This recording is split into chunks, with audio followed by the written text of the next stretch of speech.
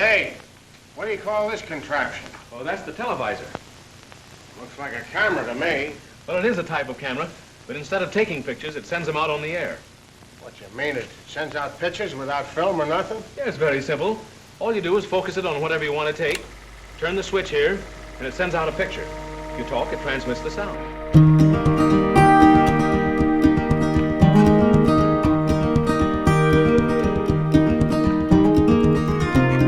Once people saw that we could actually broadcast something that wasn't, grainy with horrible audio, they were writing about it in the newspaper. You get to see your friends and neighbors on television. You get to see something on television that isn't completely contrived. This is a super way to be able to keep up with what's going on in the community. Now, Mrs. Cowan, what are those charges?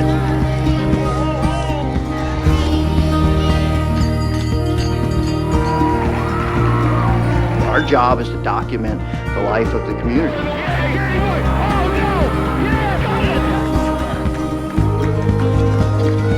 I think local community television stations play an important role wherever they are.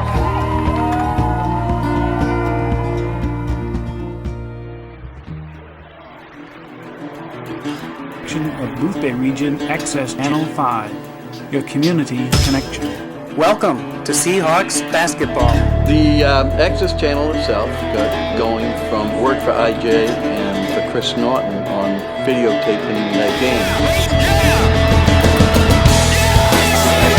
In the register, as well as excellent coverage of both the boys and girls and the cheerleaders at the tournament this year. Hardwick's next one goal! Billy going for the three-point shot! It's up! It's no good!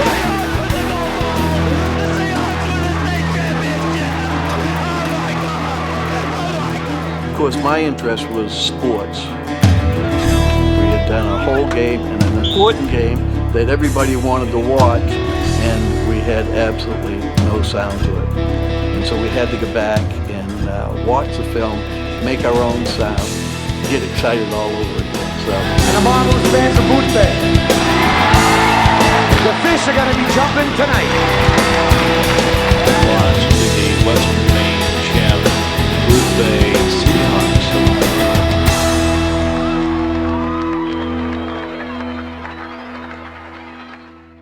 Programming is underwritten in part with the generosity of the following businesses. We couldn't do an advertisement, but we could do a sponsorship. Tonight's game is brought to you in part by Seltzer and Ride Home. Thinking of buying or selling? Visit Lewis & Pottle Realty. Come to Strong Auto Sales and Service. Down East Energy with convenient automatic delivery service. And Apparently Clear Glass, your complete source for all your glass needs in the Boothbay region. And then, of course, with Rick going full-time,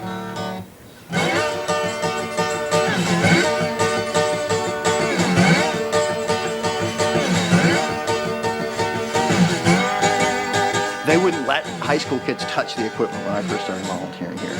So I thought that was just ridiculous. So I started teaching a video production class at the high school, and I said, you guys can touch anything we've got. not many of them seem to be interested in being on the other side of the camera. They like the idea of being behind the camera, but not in front of the camera.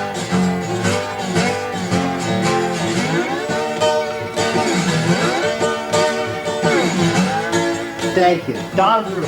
I invented the telethon, and I prided myself on the fact that I never slept during that 24 hours. I was on the air for the entire 24 hours, which meant being up for about 36 hours. Brick challenge, come in. That's 3 bricks that Cindy Spear has put on the stack downstairs. We need 4 more bricks in order to make the 7 for 7 challenge. So call in a $50 pledge. I want to see that. It was 9:45 when I heard the news. I woke up down in Memphis. And we would have people come in, and we would have musical guests in the studio, and we had a silent auction going on downstairs. It's totally unique.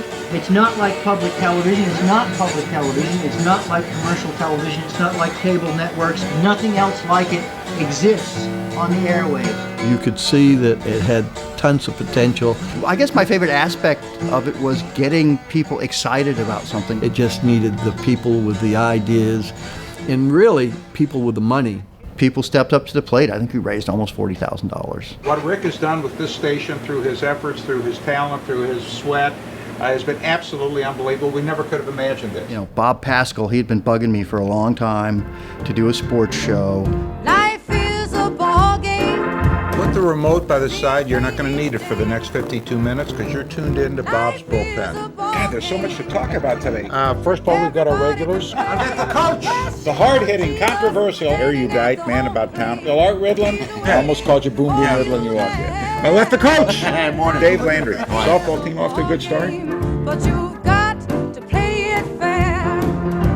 The first place. If this VHS machine is plugged into this port right here, Sunday, October 30th, we are live. and it's broadcasting what's on there, This is a pre-Christmas edition of Bob's Bullpen. We've got the usual suspects. why couldn't you plug a camera into that port? It's the same thing. You are watching us live. We'd love to hear from you. And then you would be broadcasting what the camera is viewing live. We would love it if someone would call in with questions, comments, thoughts. I'd still like to get more people to call in. 633-5022. Call in with some auto racing questions, because I sure don't know what I'm talking about. So I would go downstairs to the desk at the Y, and I would call the number, because they would have a phone on the desk up here, and I would adopt some sort of funny voice and ask a stupid sports question, and Bob Pascal never figured out that it was me calling from downstairs.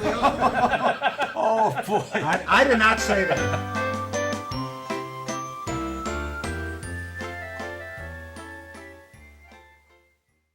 You really could see the difference from each step. As I said, the product itself improved.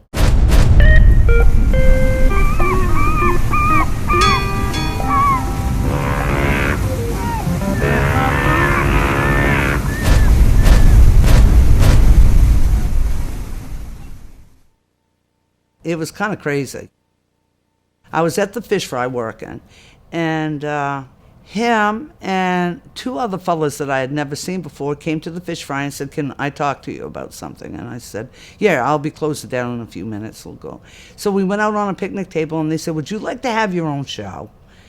I went, "Nah, I'm not that interested in that." What, on CBS? I didn't know. Oprah had a show. I thought they were recruiting me, on, the nightly news or something. We all thought about it, and we said, why not?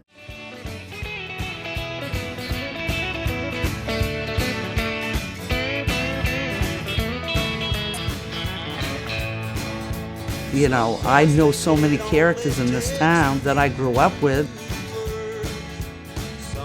We did all kinds of fun things, and it became a big hit with local people. Start with you. How did you decide you wanted to work at the, it's now the new transfer station, but at the dock? I don't know. I had a job offer and I took it. I guess that's the best way. It would be nice. And what did you do before you came I worked at here? Shop and Save. You did? Yeah. I never saw you. Too long. Yeah. We did have a lot of fun. We sure did. Yeah, well, good. And I saw us in the paper this week. Yes, I saw you in the paper. Yeah. And people love being honest, me talking like that. And that's part of the reason I'm successful at the fish fry, because I just talk like that. I can love you more than I can tell. I was operating a bridge. I had a boat out here, wanted to get through, and all I could think of was, good God Almighty, please, whatever happens, let me open this bridge. Well, I opened the bridge. Yeah. She went through the gate, just like the movies. Yeah. Right over. Say I did the bridge, the Lewis boys on the bridge. They felt so comfortable. And by the way, Dwayne, I forgot to tell you, but we're going to have to go up to the Lions Club on April 10th, Very interesting. Yeah, I forgot to tell you, though. Well, I'm glad you just told me. We're going to speak to the Coast Guard Auxiliary up there. Wonderful. And I told them, I said, you not only have I, but you got my twin brother. They were quite pleased, you know. Guess what? The Auxiliary Coast Guard knows me pretty good. That's over here, though. But how about up in Gardner Way? Yeah, they know me up there, too. I bet they do. Well, it's a funny pack, and people, unless you are a native, you don't understand that you still feel safe with your own. Elliot Winslow, do you know of Elliot Winslow? And then when people come, we'll talk a little bit. We got to. Maine people are very territorial, as I am. Well, we don't have to, but I just want to say, now, introduce that it's your 95th birthday and you're Elliot Winslow. And now let me. Both of you. Well, you can. Let's get it over. All right. So interesting and so accomplished man, but he was so funny. I feel 105, but I'm only 95. Yeah. I've got my collar up, and that hides the wrinkles. So I'm really only 85 if you judge me by the wrinkles. Yeah, and you probably use that oil of Olag. What is that? Well, I call it oil of D-Lag. It doesn't work. He was talking about Viagra when on the interview. He said, I'm getting older. For sure. Yeah. And Viagra doesn't take do me Viagra? any good. No. A waste of time Yeah, and money. inexpensive. I wouldn't give a dime for a bucketful. It's not working. I said, hey, save yourself a lot of money and go over to the garage and get a can of Fix-A-Flat. And so it just went on. It was hilarious. What's his name? Lives over at Murray Hill. Well, Jesus, there's plenty of them. Roberts. Roberts. Phil Roberts. Phil Roberts, is he your son? He got up at the YMCA dinner, Yeah. and stood right up and he said, my mother tells me you're my father. Oh. And I turned to Phil and I said, you bastard. That's what he was making himself out to be. No, I know it. So I had the proper use of the word. Right. I said, if you were any part of me, you'd had some hair on your head and not all on your chest. Just be real as much as you can without offending anybody, because it's certainly not being malicious, or I express myself. If I'm in Florida and I want to see a basketball game, I can do all those things. I wanted it to be a real TV station that featured the people who actually lived here. I didn't have any more ambition for it beyond that.